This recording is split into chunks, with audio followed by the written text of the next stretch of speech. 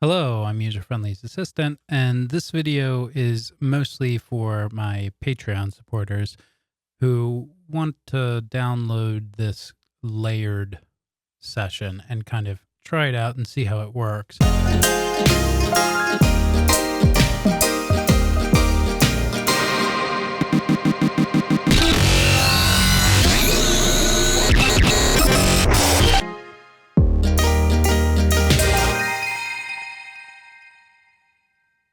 This is several different patches, all of which are, you can download just those particular patches, and they're kind of stuffed into one session.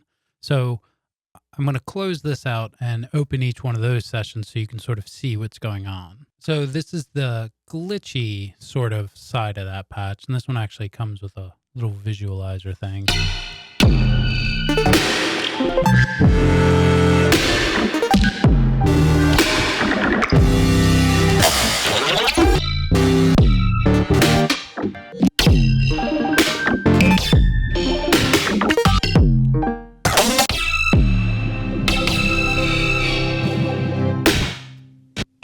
I'm sure you can tell it doesn't sound like it does.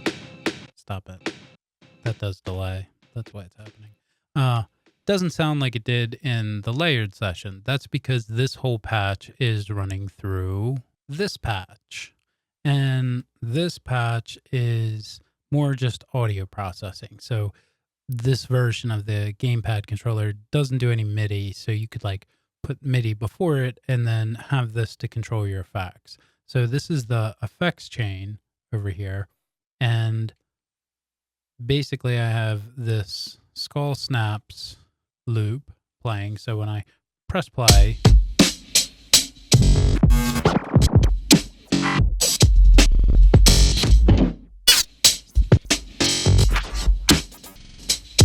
and now while that's playing, if I hit this mute button, another loop is going to come in. There's no audio processing happening on this one. It's just to sort of, kind of give us something to sort of tie the whole thing together. So anyway.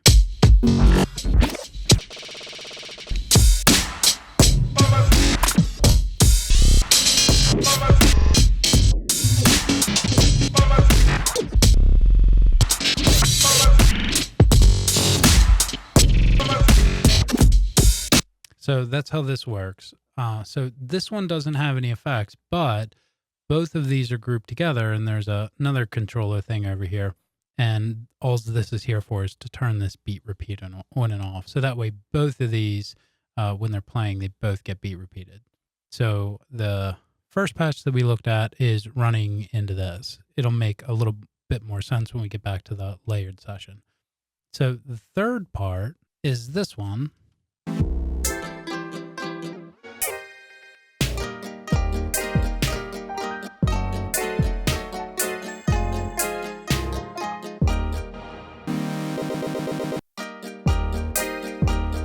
So you'll notice I hit this little button here. If you double tap it, it'll do this, and just don't allow it.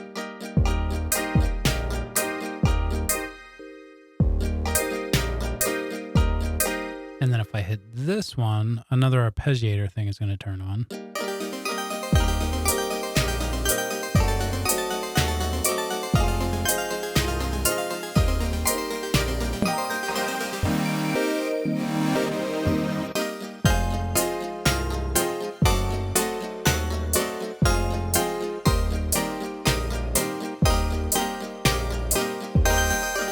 So you can see all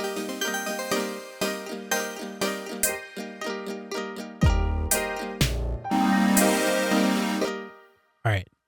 So with all three of those, we have this monstrosity.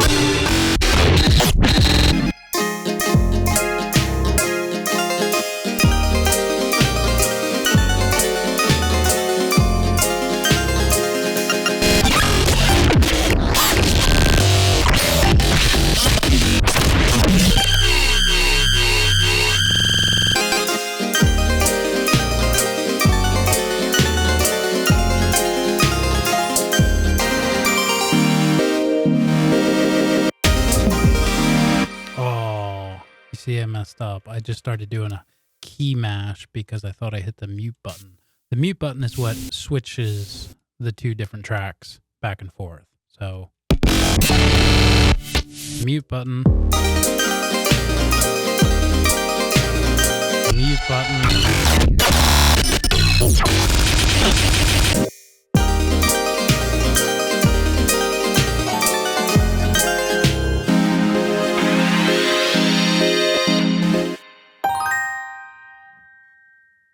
The sort of audio processing one, the one that I had running just those loops through, that turns on when the glitch one turns on. So there's that. And then if I switch over to this,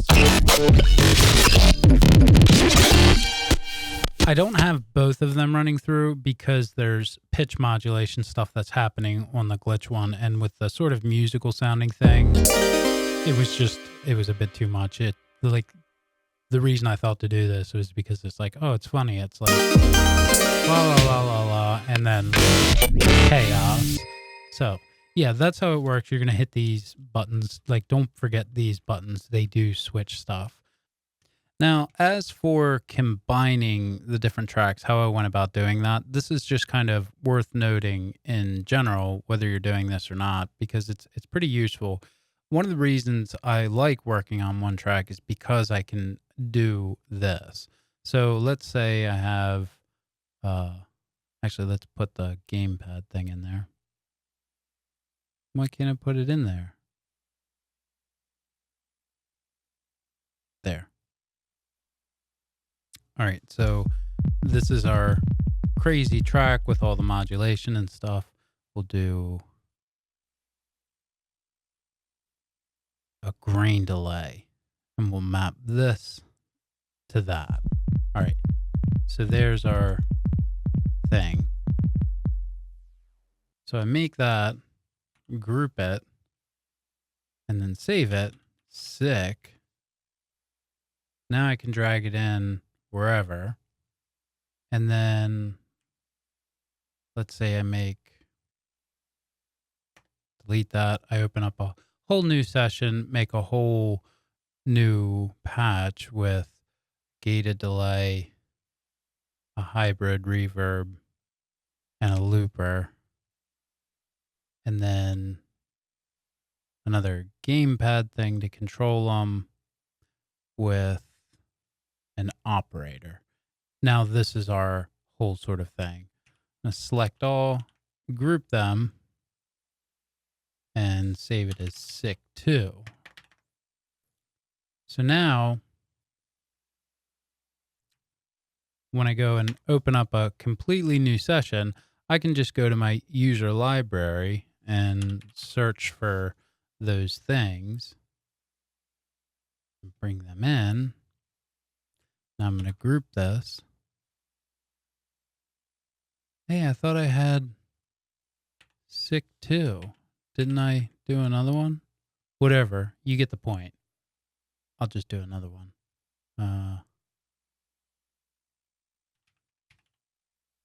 Happy days.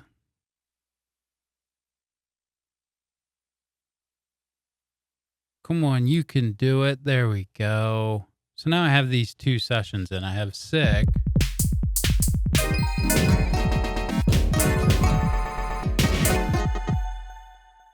And happy days. So if I want to select between the two of them, I'll just find a button here. Like this one is all taken up. Everything is kind of assigned to different macros and stuff. They're not always doing something. Like for example, I know with this one, the mute button isn't doing anything. So I'm going to come over to the SIC patch and select map. And rather than map it directly to the mute button, I'm going to map it to a macro. And the reason for that, that's also, so these are triggers or toggles. So right now it's just a trigger. You can see the light goes on and off. As a toggle, it'll stay on. So the reason I'm doing it to the macro is so that way I can come in here to the map thing and assign this to macro 1 and this to macro 1. So now they're both turning on and off at the same time. I'm just going to flip one of them like that. And now it'll switch back and forth. So we have our sick thing, and then hit the button, and then hit the button and switch it over. So you can do this with, you know, kind of as many as you want, depending on if you have the sort of available buttons or something like that. Or you could either, you know, get another, no, that won't work. You can't get another controller. I shouldn't even have said that. I know it would be really cool if you could have two of these going at the same time. I haven't figured that out yet. You could use something like this to kind of switch between the different tracks. Or it's really hacky, but in theory you can sequence with buttons. I'm not going to go into it here because it's kind of involved how you go about it, but you can basically use one Ableton stock sequencer and sort of select through different tracks. So let's say we had, oh geez, I just tried to duplicate this twice. This is probably, oh wow, it didn't crash. Great. Oop, not done. Wow, very impressive computer. So you can set it up so when you hit this button, it'll kind of clock through a sequencer and turn like this one on, and then this one on and this one off, that one off and this one on. If that's something you're interested in, let me know. I'll see if I can try to remember how I did it, but it is possible to sort of sequence through different tracks. All right, so the last thing I want to mention has to do with the Midi. So all of these buttons send out Midi, and if you look at this little line all the way over here, you can see there's not a little light. Right here, there is. So this is really similar to like putting an arpeggiator. The game controller is very similar to putting an arpeggiator on a track. So if you put an arpeggiator here and you were to record,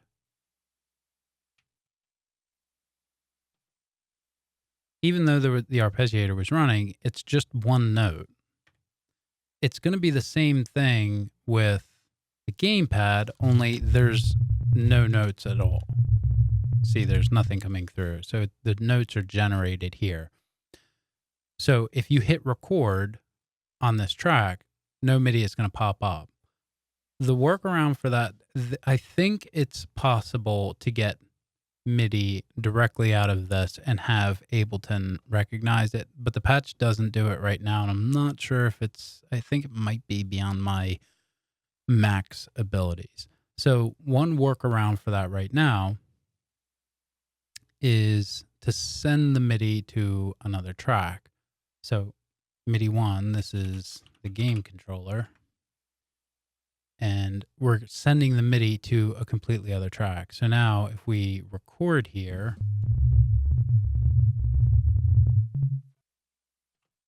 the MIDI is there. So that's one way you can do it. If you want to get the automation out of this, kind of recorded into MIDI, you can put a CC control and then map your controls like this.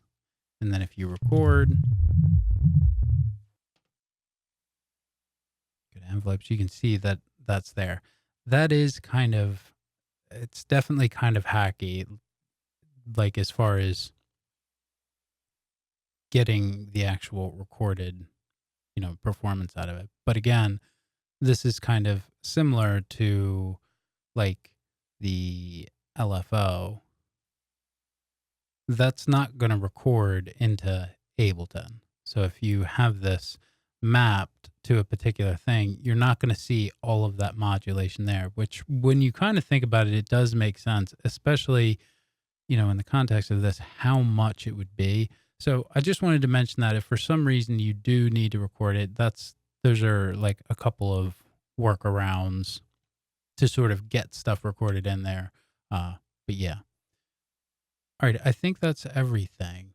And yeah, if you want to download any of this stuff, the Max for Live device, the sessions we looked at, all of that stuff is on Patreon. So yeah, thanks for watching.